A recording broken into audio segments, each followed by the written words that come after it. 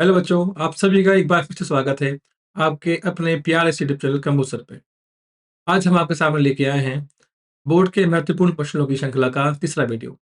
इससे पहले के दो वीडियो में हमने रसायन विज्ञान पाठ 1 के कुछ महत्वपूर्ण प्रश्न और उन पर आने वाले उनके सब आंसर देखे। इन सभी प्रश्नों और उनके उत्तरों की पीडीएफ हमारे पास उपलब्ध है। यदि आप अपने बोर्ड में अच्छा स्कोर करने के लिए इस पीडीएफ को परचेज करना चाहते हैं, तो आप यहाँ स्क्रीन पे दी जा रहे नंबर पे कॉन्टैक्ट कर सकते हैं। अब ज़रा देर न करते हुए हम प्रारंभ करते हैं अपना पहला प्रश्न।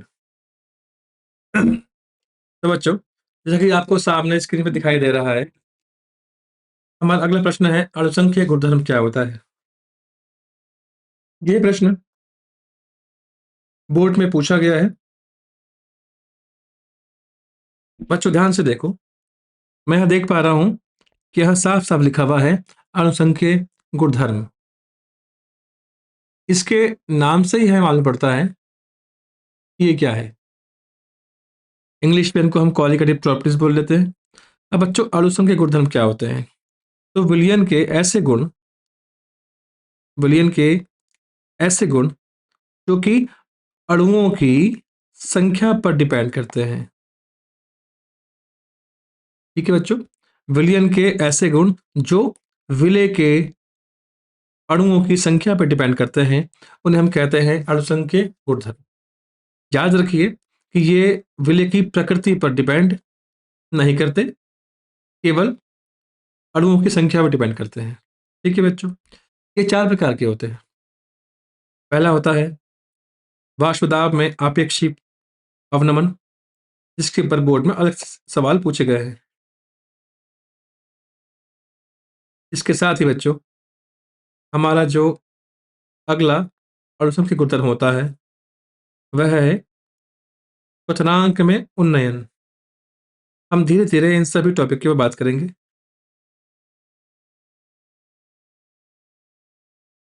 इसके बाद हमारा जो अगला अणुसंख्य गुणधर्म है, वह है हिमांक में अवनमन। इन सभी के ऊपर बच्चों सवाल बनते आए हैं हमेशा से, और संभावना है कि इस साल भी सवाल बनेंगे। और लास्ट है बच्चों परासरण दाब। तो हम एक-एक करके इन सभी टॉपिक के ऊपर जो भी प्रश्न पिछले विगत 20 वर्षों में पूछे गए हैं, उनको देखते हैं। जैसे कि हमारे सामने है अगला प्रश्न, वाष्प दाब में आपेक्षिक अवनमन से आप क्या समझते हैं? इससे अणुभार का निर्धारण किस प्रकार होगा? बच्चों याद रखना, चाहे यहाँ पे आपेक्षिक लिखा आ जाए या सापेक्षिक लिखा आ जाए, इस शब्द का मतलब होता है अपेक्षा या तुलना। ठीक है बच्चों? अब हम बात करते हैं कि वाष्प दाब में आपेक्षिक अवनमन होता क्या है? अब मान लीजिए कि हमारे पास एक ऐसा विलयन था, उस विलयन के अंदर हमारा एक द्रव है। वो द्रव आसानी से किसी भी तापमान पे उबल रहा था, और उबलने के कारण वह उस द्रव के अंदर वाष्प ही उत्पन्न हो रही थी। ठीक है? लेकिन यदि अगर हम इस द्रव के अंदर कोई अवाष्पशील घटक मिला दें, एक ऐसा घटक बच्चों जो कि भाप ना बनाता हो, तो इससे क्या होगा?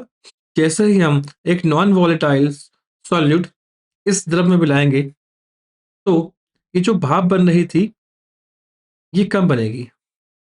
अब भाप कम बनेगी, तो ये भाप पलटकर इस द्रव की सतह पर जो दाब लगाने वाली थी, वो दाब कम लगेगा। इसका मतलब वाष्प दाब में कमी आ जाएगी।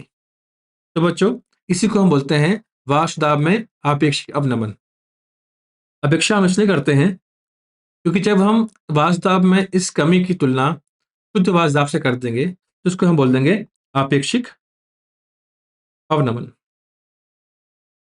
अगर मैं इसका मैथमेटिकल एक्सप्रेशन देना चाहूँ, तो वो हम राउल्ट के नियम से निकाल सकते हैं, जो कि कहता है P not A minus PA upon P not A is equal to Xi B। तो ध्यान से समझना, जो P नॉट A है, ये है घटक, वह घटक जो कि वाष्पशील था, ठीक है? मतलब मैं उसको विलायक कहता हूँ, उसका शुद्ध वाष्प। और पीए को मैं उसी विलायक का आंशिक वाष्प भी कह सकता हूँ, या फिर विलयन का वाष्प भी कह सकता हूँ। कभी-कभी ये पीए की जगह पीएस लिख देता है। ठीक है बच्चों? और नीचे वाला पी नॉट तो आपको पता ही है। यहाँ पर याद रखें कि ज़ाई का मतलब होता है मूल अंश, और मैं हमेशा सॉल्यूट को, विलय को बी मानता हूँ। ठीक है? विलायक को ए मानता हूँ और विलय को बी मानता हूँ। आप अपने हिसाब से इनको 1 और 2 भी मान सकते हैं, या फिर जो भी आपको अच्छा लगे आप वहाँ पे इसको मान सकते हैं। तो अभी हमसे कहता है कि इससे अणु भार का निर्धारण। अच्छी बात ये है कि इसने हमसे अभी ये पूछा नहीं कि ये कैसे सिद्ध होता है। इसकी व्युत्पत्ति इसने इस प्रश्न में हमसे नहीं पूछी। अगले प्रश्न में पूछिए तो इसकी हम बात करेंगे। हम देखते हैं कि इस फ़ॉर्मूले से हम अणु भार का निर्धारण किस प्रकार करेंगे। तो इससे पहले बच्चों मैं इसको रब कर दूँ। इसकी अणु भार के निर्धारण की जो विधि है बच्चों बहुत ज़्यादा आसान है। शायद आपको इसमें 1 मिनट भी नहीं लगे। देख लीजिए। मैंने आपके सामने फ़ॉर्मूला लिखा, P naught A minus P A upon P naught A is equal to xi B.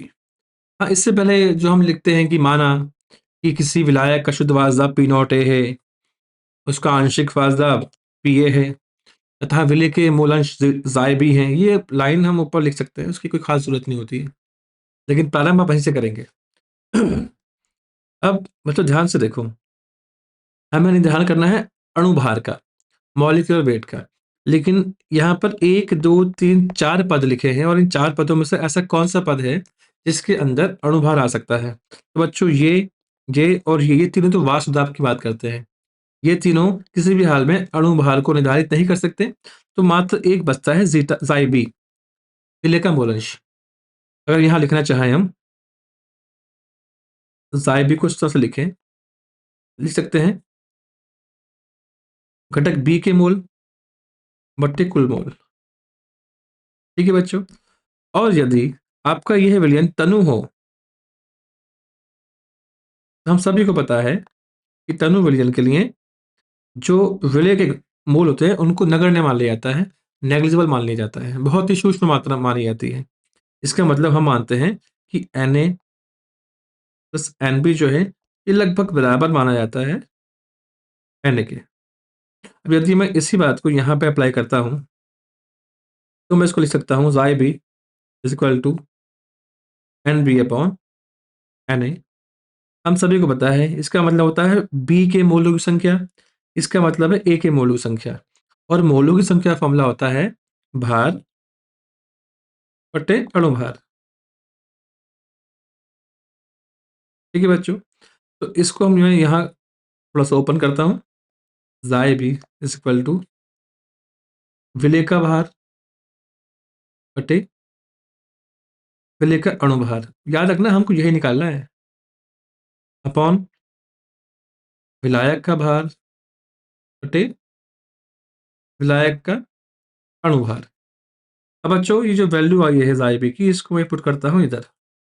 अब पता है जब ये जो नीचे वाली भिन्न है ये ऊपर जाएगी, तो इसका व्युत्क्रम हो जाएगा। ये कुछ इस प्रकार से दिखेगी। इसको मैं चाहूँ तो यहाँ लिख सकता हूँ WB into MA upon WA। आप चाहे इसको इस तरह से लिख दीजिए, चाहे इसको इस तरह से लिख दीजिए, बात देखिए। अब ज़ाई बी की वैल्यू को मैं यहाँ लिखता हूँ और मेरे सामने आता है P not A minus PA upon P not A is equal to WB MA upon MB WA। बच्चों ध्यान रहिए कि हमें विलय का अणु भार निकालना था। जिसे हमें निकालना होता है उसको हम बराबर के एक तरफ ले जाते हैं, और बाकी जो भी चीज़ होंगी उसको बराबर के दूसरी तरफ ले जाएँगे। मतलब MB बराबर तिरछी गुणा में ये ऊपर चला जाएगा और ये नीचे आ जाएगा। WB MA P not a upon WA गुणा P not A minus PA। बच्चों यही हमें यहाँ पर सिद्ध करना था और निर्धारित करना था। एमबी का मतलब है विलेय का अणुभार।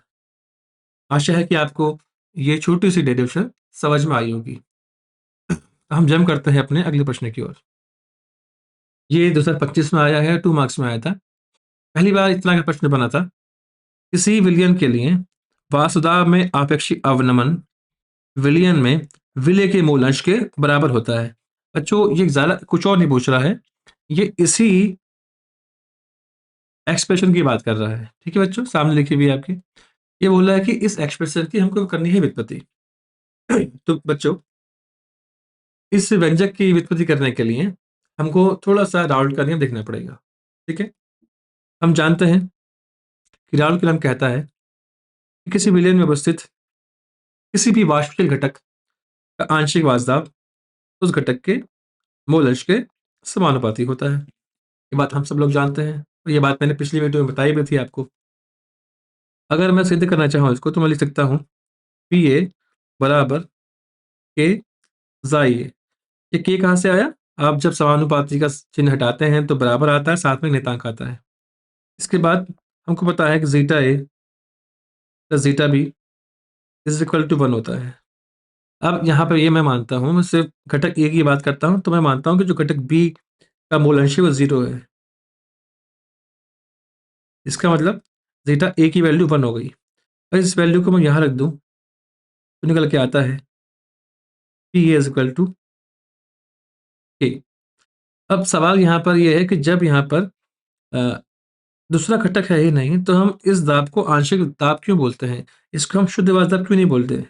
तो इसकी जगह मैं लिख सकता हूँ P नॉट ए बराबर K। अब बच्चों, इस K की वैल्यू को अगर मैं यहाँ पुट कर दूँ, तो निकल के आता है Pa बराबर P नॉट ए इंटू ज़ाई ए। बच्चों, ये वही व्यंजक है जिससे हमारा वाष्प दाब में आपेक्षिक अवनमन सिद्ध होता है। अब ध्यान से देखिए, ज़ीटा ए ये पहले वही फ़ॉर्मूला है कि किसी भी विलयन में उपस्थित घटकों के मूल अंशों का योग हमेशा 1 होता है। अगर मैं यहाँ पे ज़ीटा ए के लिए मान निकालना चाहूँ, सॉरी ज़ाई ए के लिए मान निकालना चाहूँ, तो मैं लिख सकता हूँ xi A is equal to 1 minus xi B.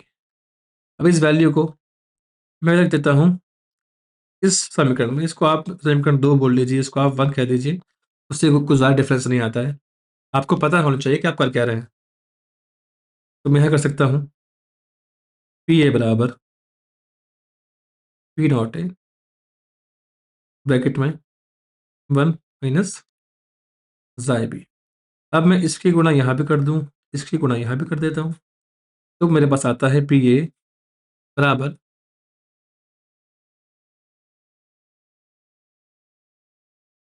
P not A minus P not A xi B. ठीक है बच्चों? अब चूँकि मुझे वाष्प दाब में अवनमन बताना है, तो मैं ये जो दिख रहा है मुझे पूरा का पूरा पद, इसको बराबर दूसरी साइड ले जाऊँगा, ताकि ये माइनस प्लस में चेंज हो जाए। और भी तरीके हैं, लेकिन ये मुझे सही लगता है। जो कि मुझे अवनमन दिखाना है, तो मैं दिखाता हूँ P not A minus P A।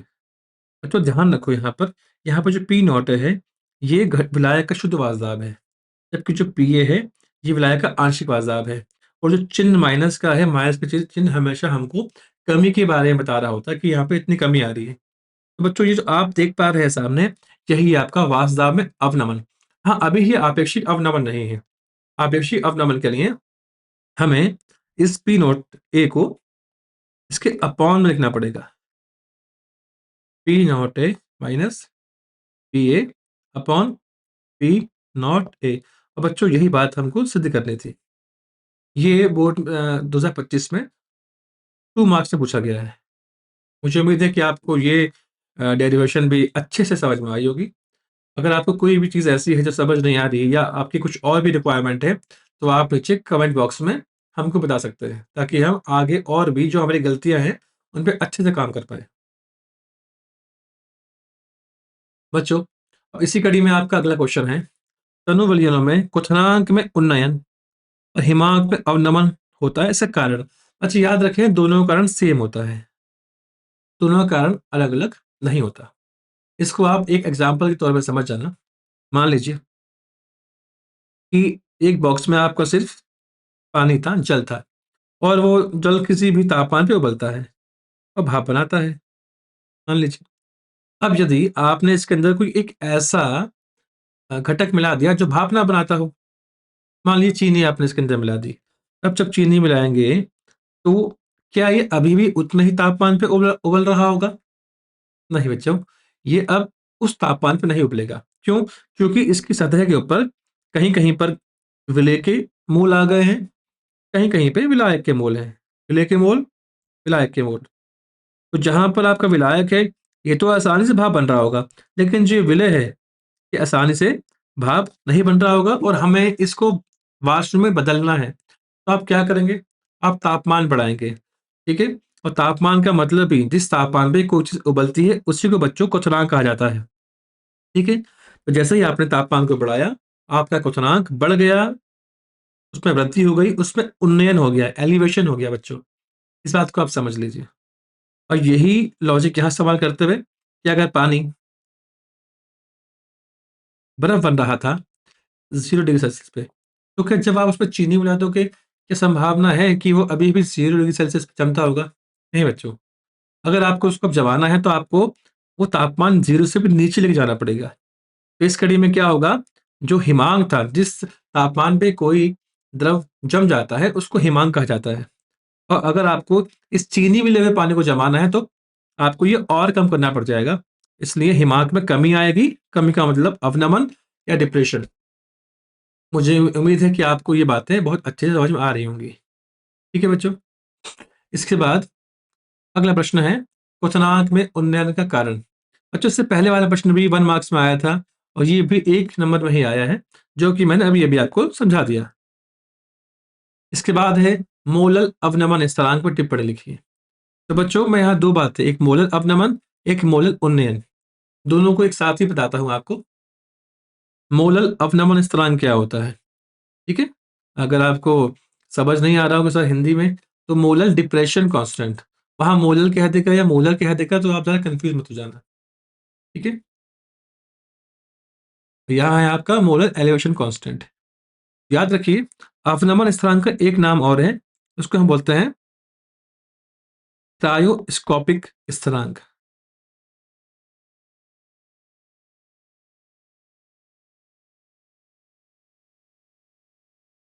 ठीक है? और जो मोलर उन्नयन होता है, उसको हम बोलते हैं एब्लियोस्कोपिक। चलिए उसकी बात बाद में करते हैं। अब समझना क्या है आपको? सीधे परिभाषा तो आप याद कर सकते हैं, उसमें आपको आपकी जो क्षमता है, आप उसके आधार पे काम कर सकते हैं। लेकिन मैं यहाँ आपको आपको एक बात बता दूँ कि अभी-अभी हमने पढ़ा क्वथनांक में उन्नयन, ठीक है? क्वथनांक में उन्नयन और हिमांक में अवनमन। और जो हिमांक हो या क्वथनांक हो, दोनों हैं तो तापमान ही, दोनों तापमान के एक बिंदु ही तो हैं। तो हम इसमें बोलते हैं डेल्टा टी और डेल्टा टी।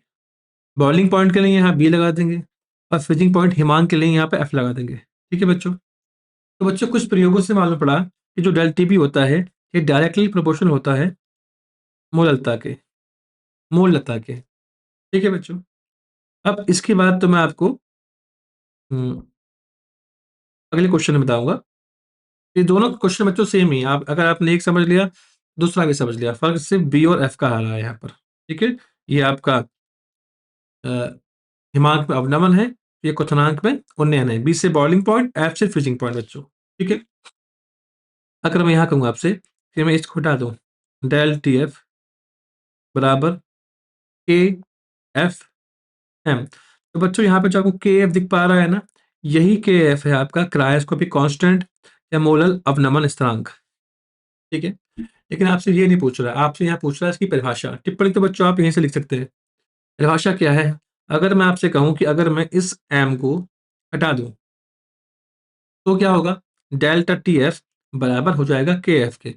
मतलब हिमांक में अवनमन बराबर हो जाएगा मोलल अवनमन स्थिरांक के।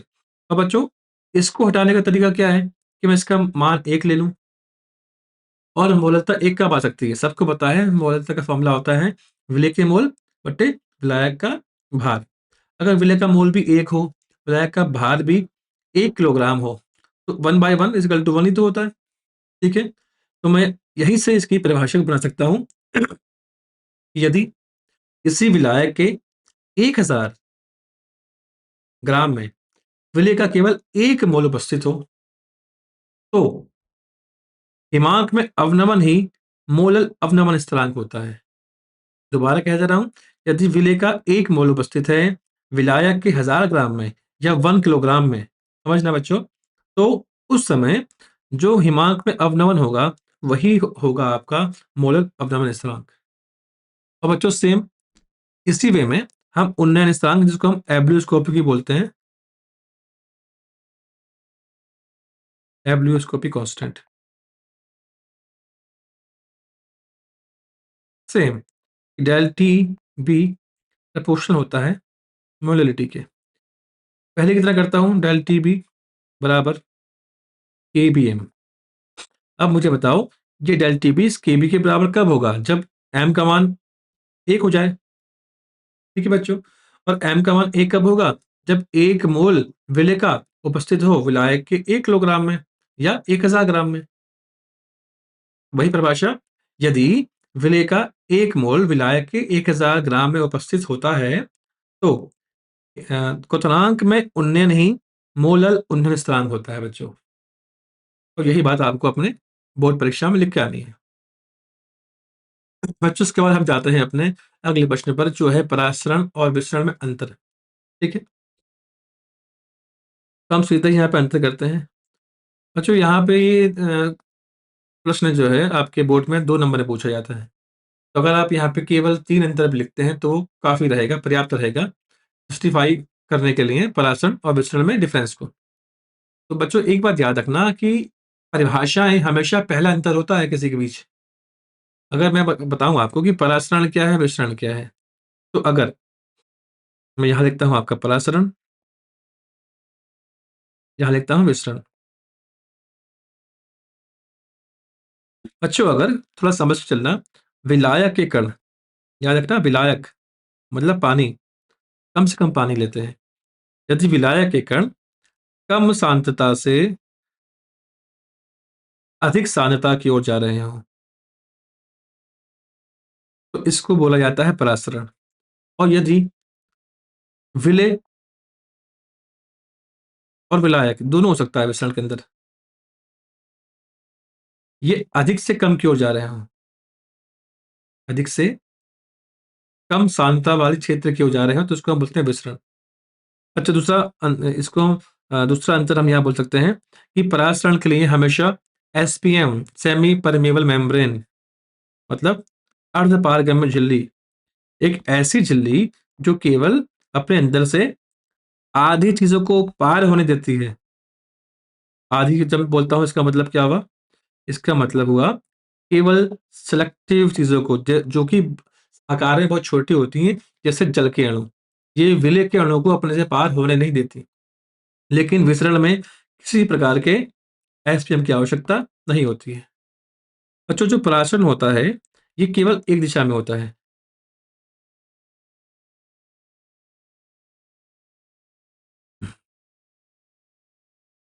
लेकिन बच्चों विसरण दोनों दिशाओं में होता है।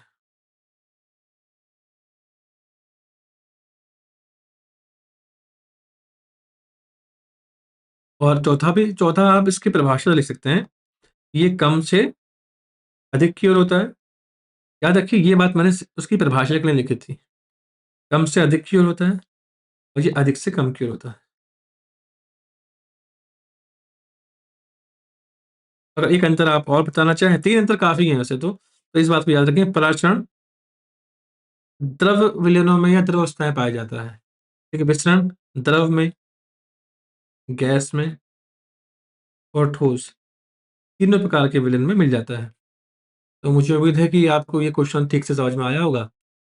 हम जाते हैं अपने अगले क्वेश्चन पर, जो कि है बच्चों परासरण ताप।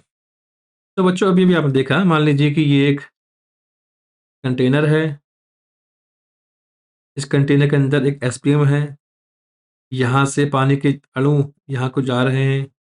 ठीक है, मतलब परासरण की क्रिया ऑस्मोसिस हो रही है।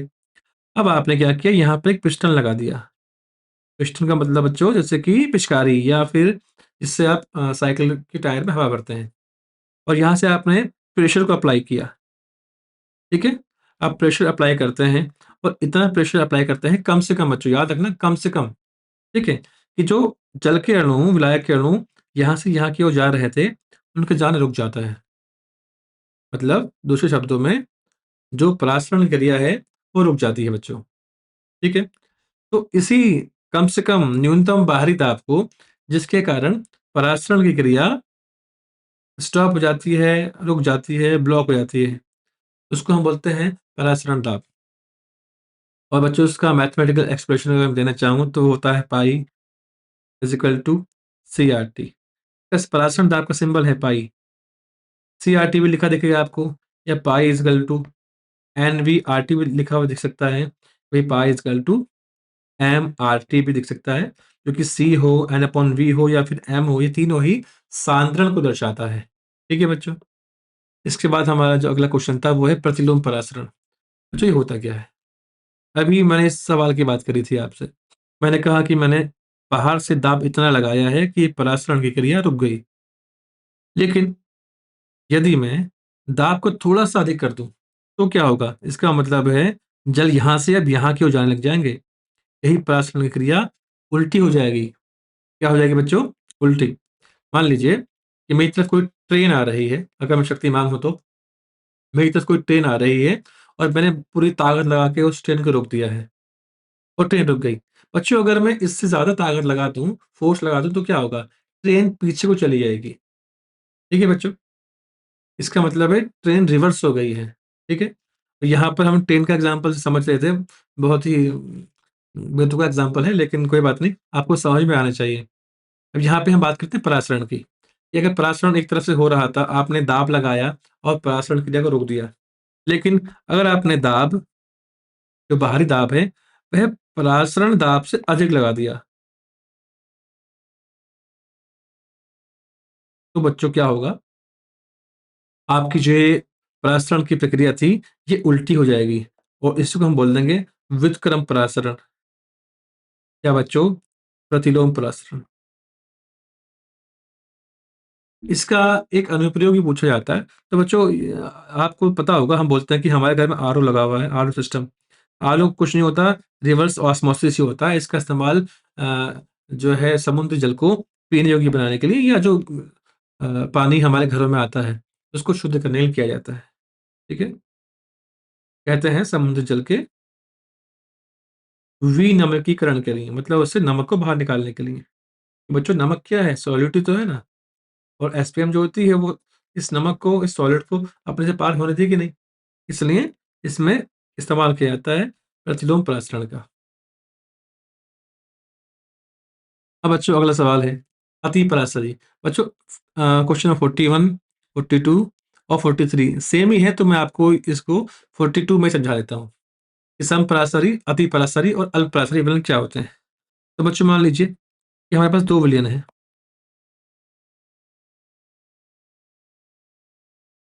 और उन दोनों ही विलयनों का परासरण दाब, ऑस्मोटिक प्रेशर सम, बच्चा सम का मतलब समान, समान है, तो वह कहलाता है हमारा समपरासरी विलयन।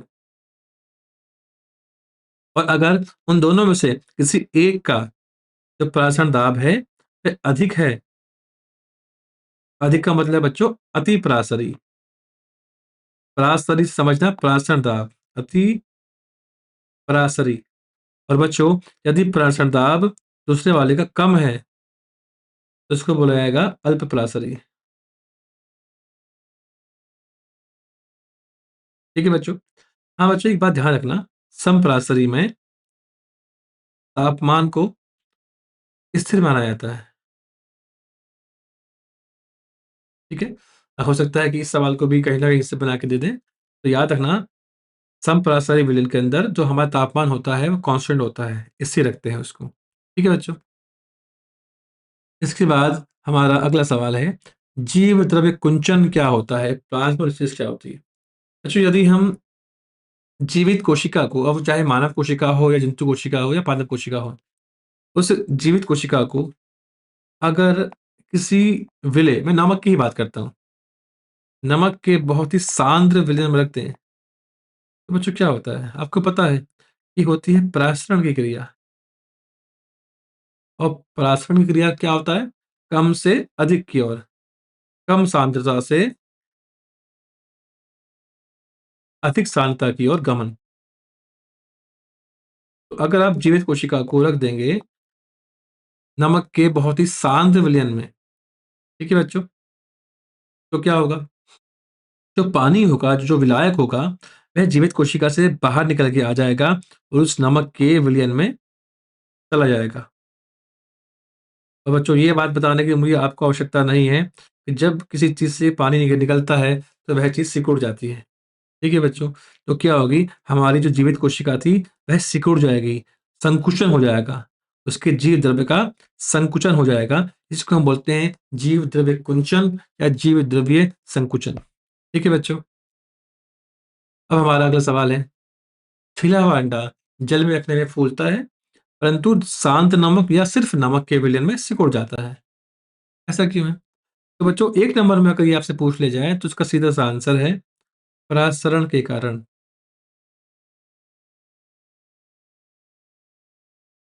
अब इन्हीं स्थिति को हम देखते हैं बारी-बारी से। कह रहा है कि अंडा हमने उबाला, अंडा उबालने के बाद हमने अंडे को छीला और उस छीलने के बाद हमने उसको रख दिया शांत नमक में। तो बच्चों आपको पता है कि पानी के जो कण होते हैं, जल के जो कण हैं या विलायक के कण जो कण होते हैं, वो हमेशा से कम सांद्रता से अधिक की ओर जाते हैं। अब नमक में नमक चूँकि सांद्र है, उसके अंदर सिर्फ़ नमक ही नमक है और जो आपका छिला हुआ अंडा है, उसमें नमक कम है, मतलब पानी ज़्यादा है, ठीक है? तो नमक कम है मतलब विलेय कम है, तो कम से अधिक की ओर जाएगा। मतलब जो पानी है वो अंडे से बाहर आ जाएगा। अभी मैंने आपको बताया था कि अगर पानी किसी भी चीज़ से बाहर आता है तो वो चीज़ क्या होती है? सिकुड़ती है। इसलिए जो अंडा है आपका, वो सिकुड़ जाएगा। लेकिन इसका उलट काम कर दिया जाए, इसी अंडे को रख दिया जाए साफ पानी के अंदर, जिसमें विलय की मात्रा ना बराबर हो, साफ पानी में। तो बच्चों क्या होगा? अब जो है विलय कहाँ ज़्यादा है? अंडे के अंदर ज़्यादा है। कहाँ कम है? पानी के अंदर कम है। अब क्या होगा? जल के कण पानी से अंडे की ओर जाएँगे। जब पानी किसी भी चीज़ के अंदर जाएगा तो अंडा क्या होगा? अंडा फूल जाएगा। ठीक है बच्चों? जो आज के लिए आज की वीडियो में हम केवल इतने ही प्रश्नों की बात करते हैं। अब केवल इस चैप्टर की एक वीडियो आना और बाकी है जिसमें बहुत ही कम क्वेश्चन आएँगे। मुझे आशा है कि आपको ये सारी बातें बहुत ही अच्छे से समझ में आ रही होंगी और आप हमारे इस छोटे से प्रयास को सार्थक करेंगे और ताकि हम आने वाले समय में, आने वाले फ्यूचर में और ज़्यादा मेहनत कर पाएँ, जो हमारी छोटी-छोटी गलती हमसे इस वीडियो में हो रही हैं, आप उनको हमें बता पाएँ। तो बच्चों, उम्मीद है ये सारी बातें आपको सही से समझ में आ रही होंगी। आशा करता हूँ आप अपनी बोर्ड परीक्षा में अच्छा स्कोर करें। तब तक के लिए पढ़ते रहिए।